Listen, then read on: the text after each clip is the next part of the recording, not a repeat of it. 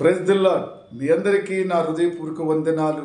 మీరందరూ సంతోషంగా ఉన్నారని, కలువరి ప్రేమలో అనుదినము నూతనమైన వాగ్దానముతో మన ప్రభు అయిన మన యేసయ్య మనకు ప్రేమించి మనకిచ్చినట్టు వాగ్దానం బట్టి ఈరోజు మరి యెషయా గ్రంథం 55వ అధ్యాయం 3వ వచనం, యెహోవాకు నేను దావీదునకు చూపిన శాశ్వత కృపను మీకు చూపిదును. దావీదుకు చూపిన శాశ్వత కృపను దేవుడు మనందరికీ చూపిస్తుంటున్నాడు. ఈరోజు ప్రపంచంలో ఆయన కృప చూపించిన వారంతా ఆనందం, సంతోషం ఆయనలోనే, ఆయన కృపను బట్టి ఆయన్ను జ్ఞాపకం చేసుకుంటూ కృతజ్ఞత స్తుతులు చెల్లించుతూ ఈ లోకమును పరలోకములోనూ వారు ఇప్పుడు ఎల్లప్పుడూ నిత్యము యేసయ్య కృపతో మేము వర్ధిల్లుతున్నాం.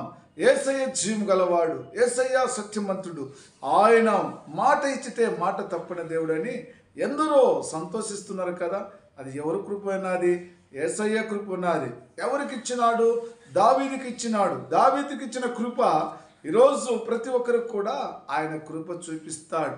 ఆయన పైన నమ్మకం ఉంచి ఆయన స్తుతిస్తూ ఆరాధిస్తూ ఆయన నామములో ఆయన ఆజ్ఞలకు లోబడి ఉన్నట్టు ప్రతి కుమార్తె కుమారుడు ఈరోజు నువ్వు ఆయన కృప పొందుకున్నావా? ఆనందం, మహానందం. నీ కుటుంబంలో ఆయన దీవెనలు, ఆశీర్వాదాలు దిగిరావచ్చున్నాయి కదా. మరి ప్రభు దగ్గర నువ్వు ఏదైతే మనవి చేసుకున్నావో దేవుడు అది నీకు దయచేస్తున్నాడు, అది అనుగ్రహిస్తున్నాడు. అది పొందుకో, నా కృప నీకు శాశ్వతంగా ఉంటుందని ప్రభువే చెబుతున్నాడు కదా. అయితే ఈరోజు మరి ఆ కృప పొందుకున్నట్టు కుమార్తె కుమారుడా, ఆనందం మహానందముతో దేవుని నామంలో ఉండటానికి ఇష్టపడుచున్నావా? ఇష్టపడుతున్న కుమార్తె, ఈరోజు ప్రభునామంలో నువ్వు అనేక జనులకు ఆయన వర్తమానము, ఆయన చేసిన అద్భుతములు, ఆశ్చర్యకార్యములు ఏ రోజైతే నువ్వు అనేక జనులకు నువ్వు వెల్లడిపరుస్తున్నావో నీకు శాశ్వతమైన కృప ఆయన ఇవ్వబోచున్నాడు. ఇక్కడ లోకంలో నువ్వు అనేక జనులకు నువ్వు లోకంలో వెలుగుగా కనిపించి దేవుని నామమును ఘనపరచ కుమార్తెగా ఉండబోచున్నావు, కుమారుడిగా ఉండబోచున్నావు. అందుకే కదా మరి దేవుడు మరి ఒక మాట చెప్తున్నాడు, దావీదుకు అనుగ్రహించిన పవిత్రమైన వరమును మీకును అనుగ్రహించుదును.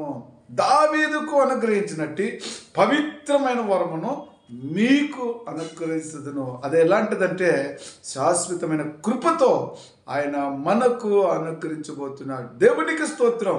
ప్రపంచంలో ఎవరైతే ఈరోజు పవిత్రమైన వరమును పొందుకోవాలి, ఆయన నామములు ఉన్నట్టు ఆయన దావీదుకు ఏ కృప అయితే అనుగ్రహించినాడో పవిత్రమైన వరమును మీకును నాకును అది అనుగ్రహించటానికి దేవుడు ఇష్టపడుతున్నాడు. దేవునికి స్తోత్రం.